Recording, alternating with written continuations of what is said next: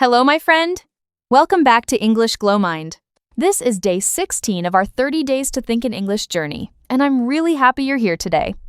Before we begin, let's do something simple. Take one slow breath in and slowly breathe out. Let your shoulders relax. This is your quiet space, a place to slow down and spend a few peaceful minutes with English. You don't need to be perfect here, and you don't need to know every word. All you need is curiosity and the willingness to practice one small step at a time. If this is your first time watching, welcome. And if you've been here since day one, thank you for staying on this journey with me. Today, we're taking an important step, training your brain to think in English naturally.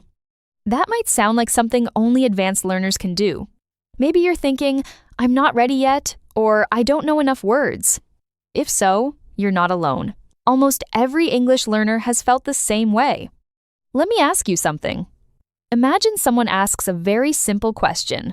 What did you eat for breakfast? Seems easy, right? But look at what actually happens inside your mind.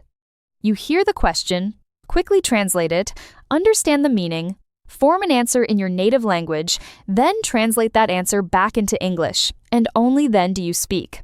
By the time you're ready to answer, you've already done several extra steps native speakers never have to take. Have you ever felt that? Someone asks something as simple as, "How are you?" And even though you already know the answer, your brain gets busy searching, translating, checking grammar, worrying about mistakes, and suddenly an easy conversation stops feeling easy. If this happens to you, please don't think something is wrong with you. There isn't. Your brain is simply doing what it has been trained to do. For years, most of us learned English by translating matching words, studying grammar rules, converting sentences from one language to another. That approach helps us understand English. But when it's time to speak naturally, translation becomes a habit that slows us down. Here's something interesting to notice. When someone asks you a question in your first language, do you translate before answering?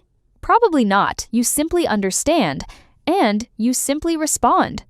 That connection wasn't built overnight. It grew through thousands of small moments.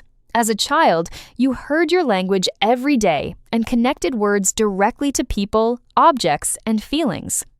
Nobody translated the word apple for you. They simply showed you the apple, and little by little, your brain linked the word straight to the object. That's exactly what we want to build with English, a direct connection to ideas, without traveling through another language first. And here's the good news. Your brain is already capable of this, and it has probably started already.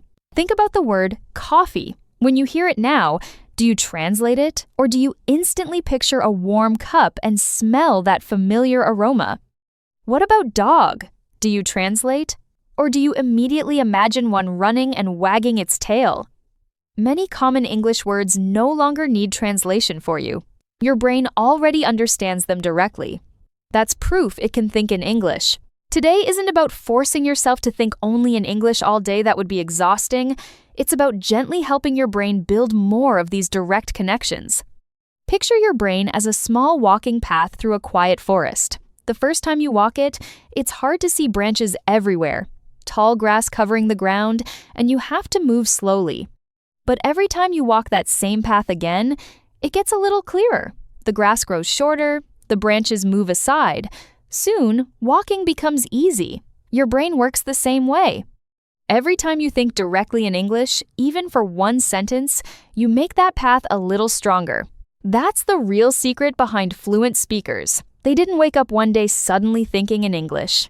They trained their brains through thousands of small, simple moments, not through perfection, but through repetition. So, how do we actually build this habit without adding hours of extra study? Think of it as planting tiny seeds. One seed looks small, and you won't notice any change tomorrow, but water it daily, and one morning you'll realize it has quietly grown into something real. Here are a few simple ways to do that in your everyday life. The first is object naming. The next time you look around your room, don't name things in your native language. Let your eyes move slowly, a chair, a window, a lamp, a cup, and simply notice each object in English. If you don't know a word, skip it and keep going. The goal isn't to know every word. It's to build the habit of looking at the world through English. The second is narrating what you see. As you walk somewhere, quietly describe what's happening around you. A man is riding a bicycle. The bus is stopping. Someone is walking a dog. These small observations train your brain to notice life. In English, the same way learning to ride a bicycle feels awkward at first and then becomes automatic. The third, and this one surprises many learners, is that your thoughts don't need to be full, perfect sentences. Even in your first language, your thoughts are usually short and simple. You don't think, I should now proceed to the kitchen because I would like to prepare a cup of coffee. You just think, coffee or need coffee. Your English thoughts can be just as simple. Leave soon. Bus in 10 minutes. Don't be late. Short thoughts still count as thinking in English, and they're much easier for your brain to produce. The fourth is asking yourself small questions throughout the day. What am I doing? How do I feel? And answering in simple English. I'm making breakfast. I'm a little tired. I'm excited today. Because these are about your real life, your brain remembers them far better than random vocabulary lists. The fifth is narrating routines, like making breakfast. Take the bread, add some cheese. I'm hungry. It may feel strange at first, every new habit does, but after a few days, English starts appearing in your mind without being invited. And the sixth is connecting new words to images instead of translations.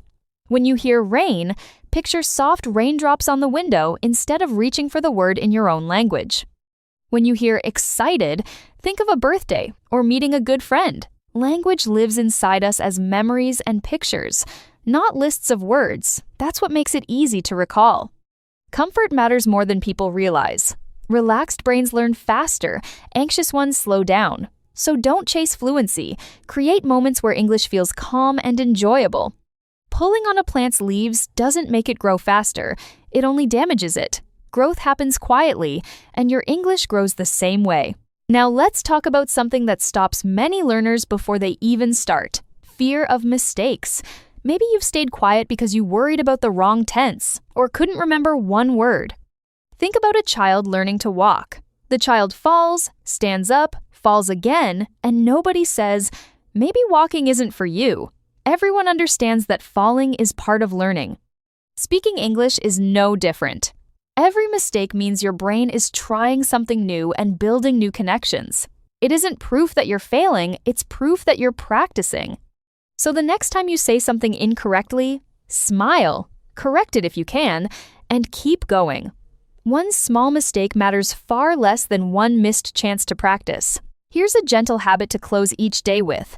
Spend just 1 minute replaying your day in simple English. I woke up early. I talked to a friend. Today was a good day. This tiny ritual helps your brain organize your own memories in English, and because they're your memories, they're far easier to express later. Over time, you'll notice thoughts arriving in English before you even ask them to. A beautiful sunset and you quietly think, wow, that's beautiful. Hunger, and you immediately think, I need something to eat. These moments aren't luck. They're the result of quiet, consistent practice, the same kind you're doing right now. Think of it like placing one small brick on the ground every day. One brick alone doesn't look like much, and neither do 5 or 20, but after enough days, those bricks become a path strong enough to carry you forward. Every English thought is another brick. Every sentence is another step. So please don't compare yourself to someone who has studied for 10 years or to someone who speaks faster than you. The only comparison that matters is between the person you were yesterday and the person you're becoming today. If you're thinking in English a little more than before, translating a little less than last week, or feeling even 1% more confident, that is progress, and it will keep growing, whether you notice it every day or not. Before we finish, here's a small challenge for today.